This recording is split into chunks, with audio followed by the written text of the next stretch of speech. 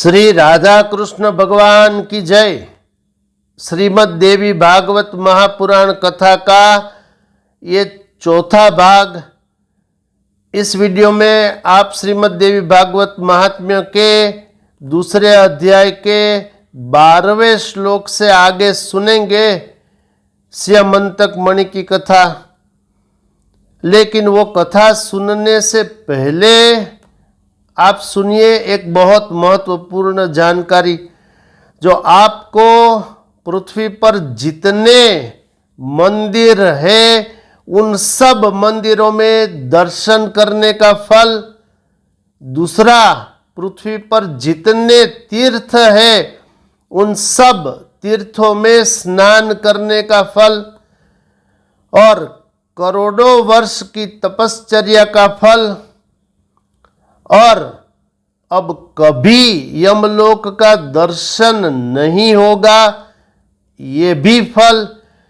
ये सब फल आपको एक पैसे का खर्च किए बगैर घर बैठे जरा भी अधिक समय व्यतीत किए बगैर और जरा भी अधिक परिश्रम किए बगैर पाशा कुंसा एकादशी के दिन अर्थात 13 अक्टूबर 2024 और 14 अक्टूबर 2024 रविवार और सोमवार के दिन ये आपको मिल ही सकते हैं अगर आपने इस मोरे श्याम चैनल के एपिसोड नंबर 303 से आगे वाले सब एपिसोड देख लिए तो, क्योंकि इसमें मैं बोला हूँ डिटेल से क्या करना है, क्यों करना है, कब करना है और इसका विशेष फल।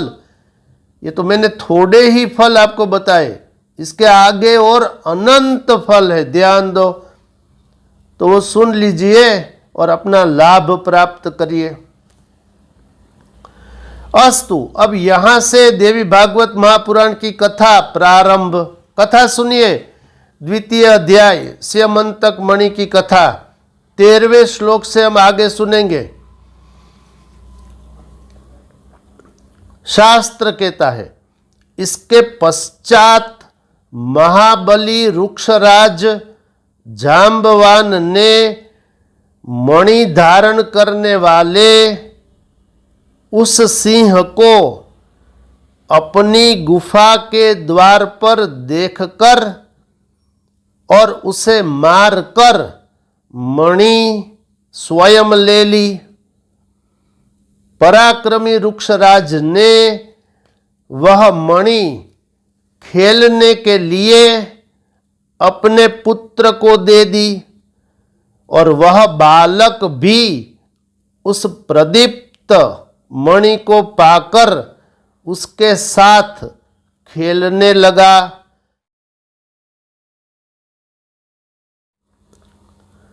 कुछ काल बीतने पर भी प्रसेन के वापस न लौटने पर सत्राजित अत्यंत दुखी हुआ और सोचने लगा कि मणि लेने की इच्छा से न जाने किसने प्रसेन को मार डाला।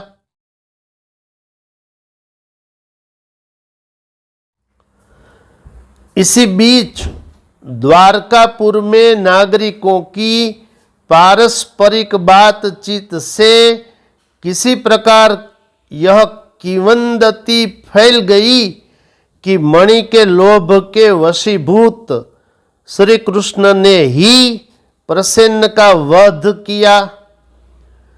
श्री कृष्ण ने भी जब अपने विषय में अपयश की यह बात सुनी तो उन्होंने अपने ऊपर लगे हुए कलंक के परिमार्जन हेतु प्रसेन के अन्वेषणार्थ नागरिकों के साथ प्रस्थान किया।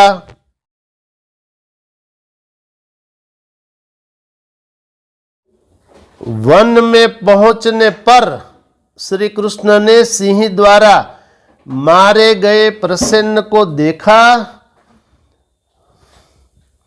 और तदनंतर गिरे हुए रक्त प्राप्त बिंदुओं से चिन्हित मार्ग का अनुसरण करके सिंह को खोजते हुए वे कुछ दूर गए। इसके पश्चात एक गुफा के द्वार पर मरे हुए सिंह को देखकर भगवान श्री कृष्ण करुणायुक्त वाणी में नागरिकों से बोले,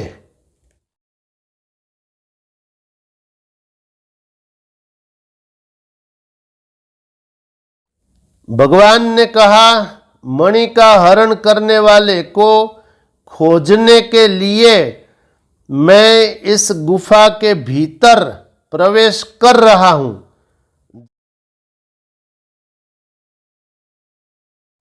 जब तक मैं वापस न आ जाऊं तुम लोग यहीं पर ठहरो। वे द्वारकावासी ठीक है ऐसा बोलकर वहीं पर ठहर गए और श्री कृष्ण गुफा के भीतर प्रविष्ट हुए जहां जांबवान का घर था। तत्पश्चात वहां पहुंचने पर श्री कृष्ण ने रुक्षराज के पुत्र को मणि धारण किए देखकर मणि को छीनना चाहा। इस पर उसकी धात्री भयभीत होकर चिल्लाने लगी। तब धात्री की आवाज सुनकर जांबवान तुरंत वहां आ गए और वह अपने स्वामी श्री कृष्ण के साथ दिन रात निरंतर युद्ध करने लगे।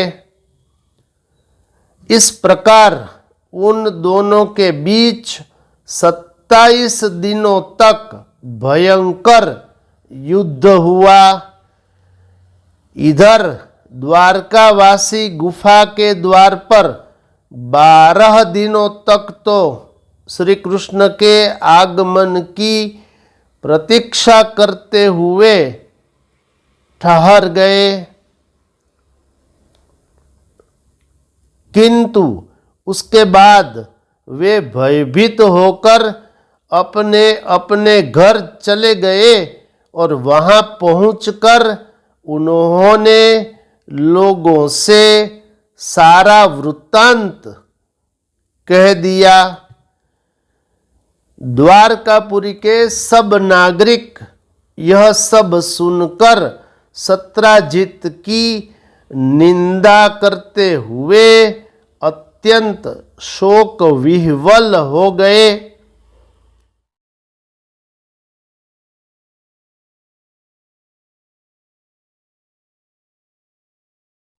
महाभाग वसुदेव जी अपने पुत्र का यह समाचार सुनकर परिवार सहित महान शोक से मूर्छित हो गए और बार बार सोचने लगे कि मेरा कल्याण किस प्रकार से हो।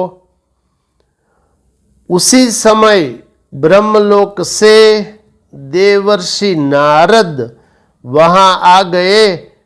वसुदेव जी ने उठकर उन्हें प्रणाम करके विधिवत उनकी पूजा की।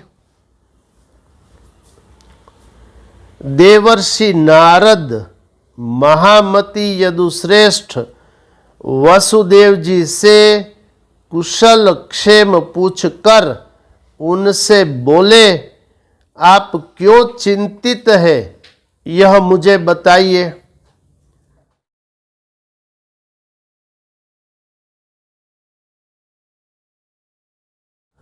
वसुदेव जी बोले, मेरा अतिशय प्रिय पुत्र श्री कृष्ण प्रसेन्न को खोजने के लिए द्वारका के नागरिकों के साथ वन में गया था।